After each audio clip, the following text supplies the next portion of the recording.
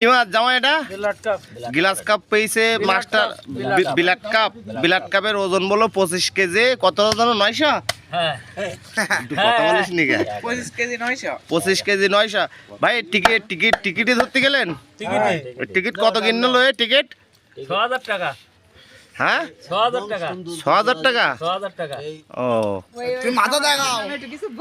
হ্যাঁ, ও লোক তো একেবারে হেবে হাজির জামাই সামাজে দোষ কি বলতে। এই আমি চুপ কর। ক্যামেরাদার হয় না বল। 6000 টাকা টিকিট।